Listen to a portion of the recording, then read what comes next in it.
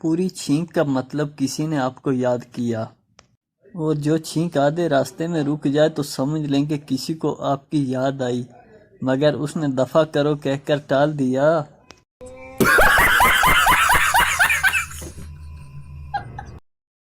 کاش کہ مجھے بھی کچن سے تاحیات نااہل کر دیا جائے، قسم سے کبھی نہیں پوچھوں گی مجھے کیوں نکالا۔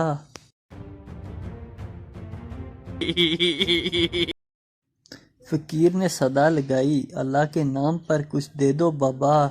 گھر سے لڑکی بولی، کچھ نہیں ہے معاف کرو۔ فقیر بولا، پھر اپنا موبائل نمبر ہی دے دو، بابا دعا بھی کرے گا اور میسج بھی۔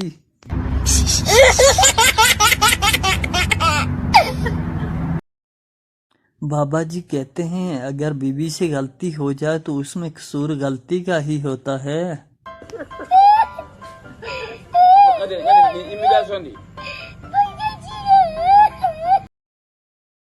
اگر آپ کا بیٹا کال آنے پر ہلو ہلو کرتا باہر چلا جائے تو سمجھ لیں ایک کال آپ کی ہونے والی بہو کی ہے۔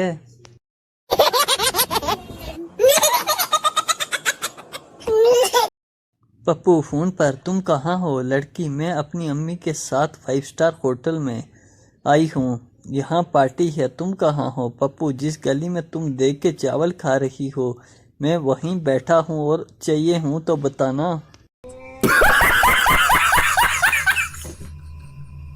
شوہر، آج تم نے یہ کیسا کھانا بنایا ہے، بالکل گوبر جیسا۔ بیوی، اف میرے خدا، اس آدمی نے کیا کیا چکھا ہوا ہے۔ ایک پاگل دوسرے پاگل سے کس دن پیدا ہوئے؟ دوسرا پاگل، اتوار کو۔ پہلا پاگل، کیا تم مجھے پاگل سمجھتے ہو؟ اتوار کو تو چھٹی ہوتی ہے۔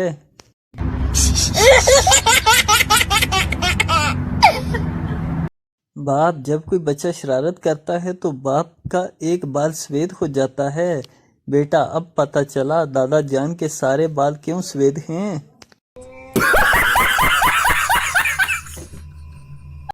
پاکستان میں رشتہ دار صرف اس بات پر جینا مرنا چھوڑ دیتے ہیں کہ سنو دولہے والی کار وچ نہیں بٹھایا۔ آخری سانس لیتے ہوئے، شور میرے مرنے کے بعد تم سکندر سے شادی کر لینا۔ بیوی، مگر وہ تو تمہارا جانی دشمن ہے۔